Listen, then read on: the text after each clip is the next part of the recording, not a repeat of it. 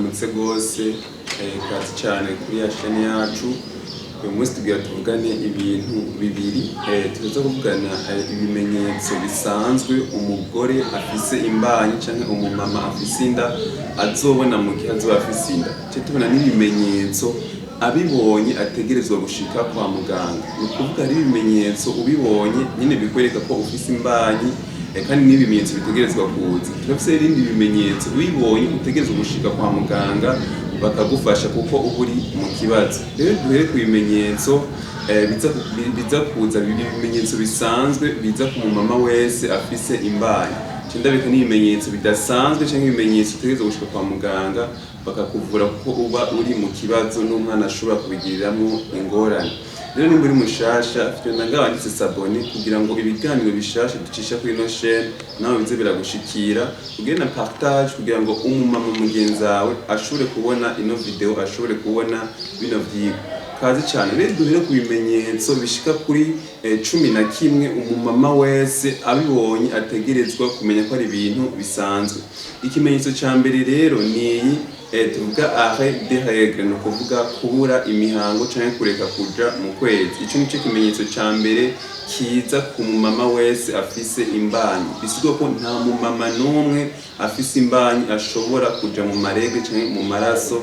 Ico nico kimenyetso ca mbere umumama wese ategerezwa kubona, canke ikimenyetso ca mbere kiza ku muntu wese afise imbanyi.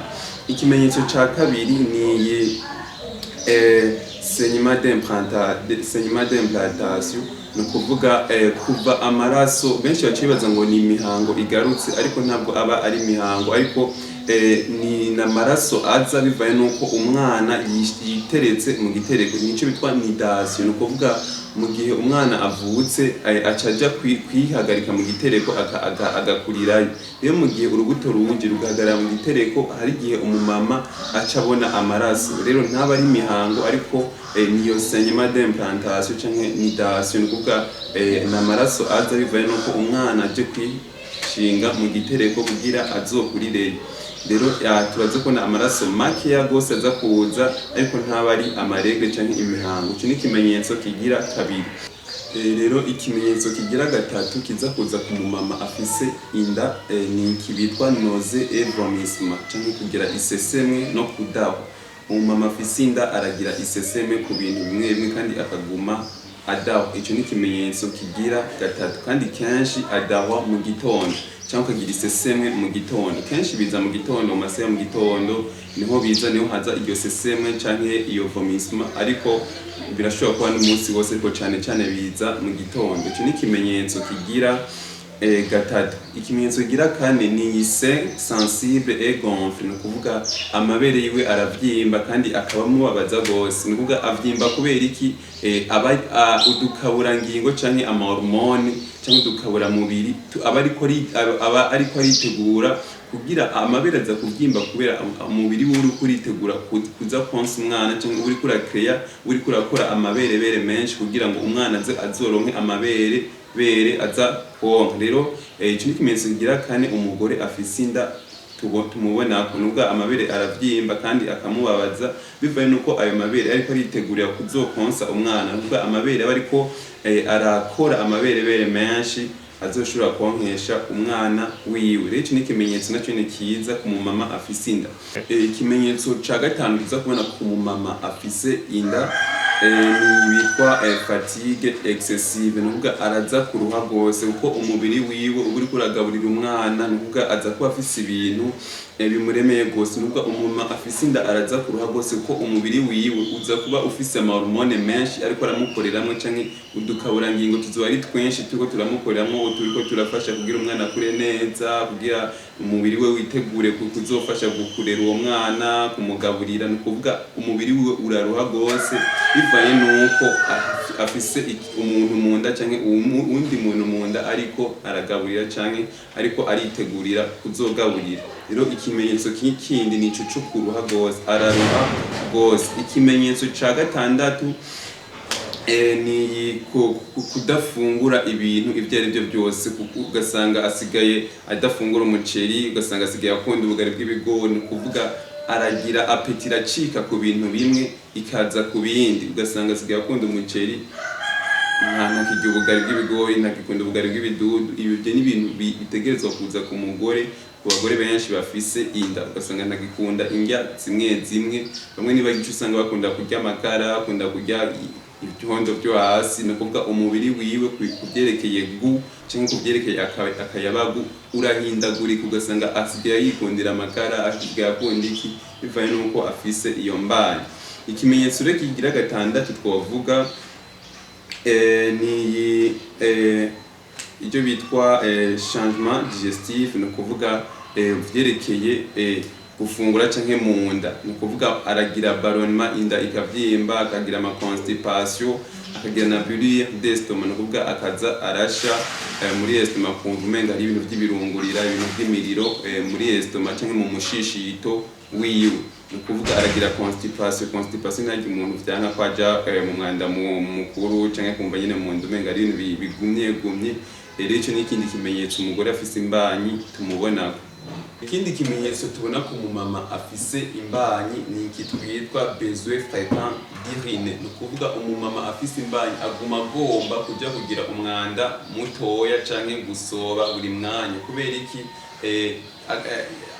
Vesi yiwe canke agasaho kiwe karimwo umwanda mutoya kaba kegereye cyane igitereko, rero igitereko nubwo kiguma gikubita kuri ka gasaho kiwe karimwo umwanda mutoya, usanga rero aguma agomba kuja kugira umwanda mutoya bivaye nuko ico gitereko canke igitereko hamwe n'agasaho karimwo umwanda mutoya biba vyegeranye gose, biguma bisunikana, urumva acaguma agomba kugira umwanda mutoya. Ikindi kimenyetso ni mouvement du bébé, ni kuvuga umwana arumva imigero, umwana aguma mukubita mu nda, nyine akumva ko mu nda hariyo ibintu biriko biragira mouvement, arumva nyine ko umwana mu nda ariko arihindukiza amukubita imigere, utugumu duke, nakumva ko mu nda umwana ariko arakinira, twavuga mu kirundi ciza.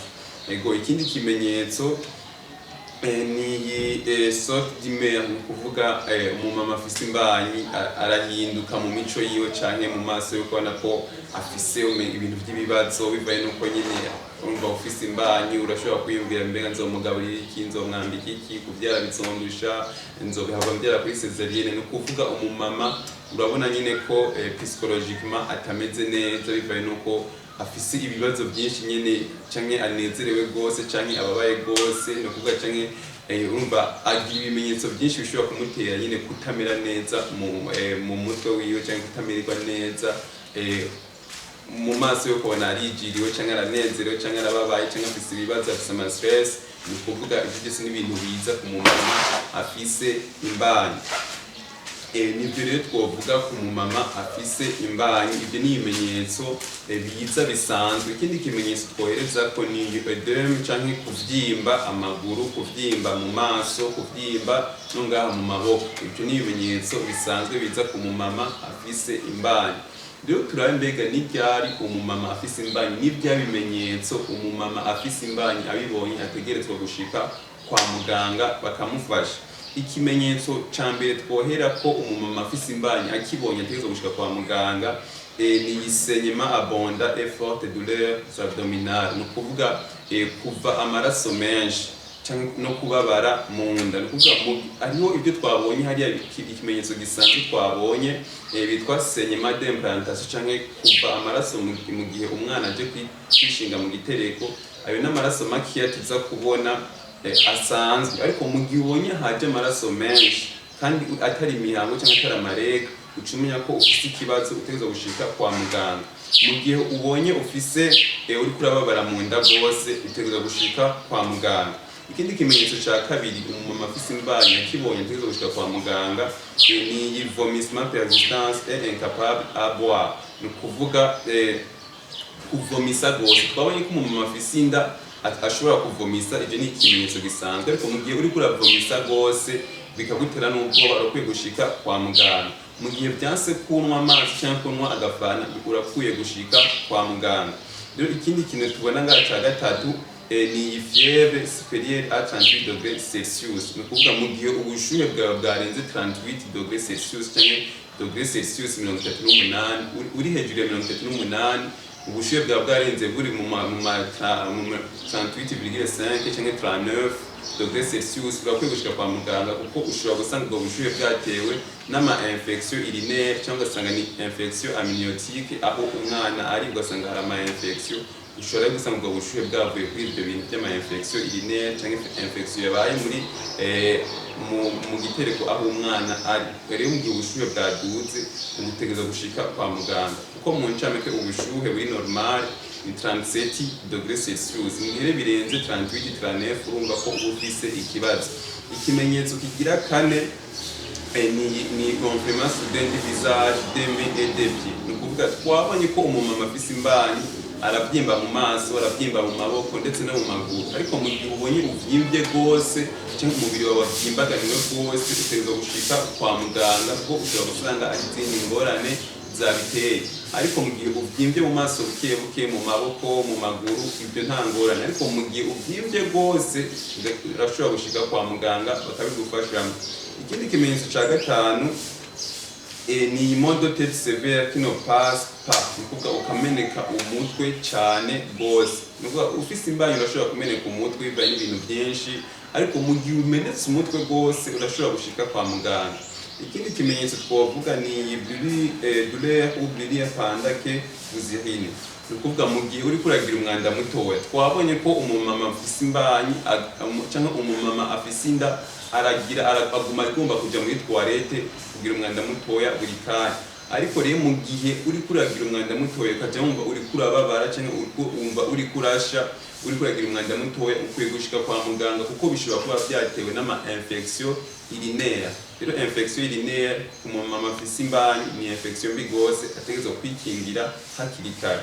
Ikindi kimenyetso rero twohereza ko ni diminution d'activité du bébé.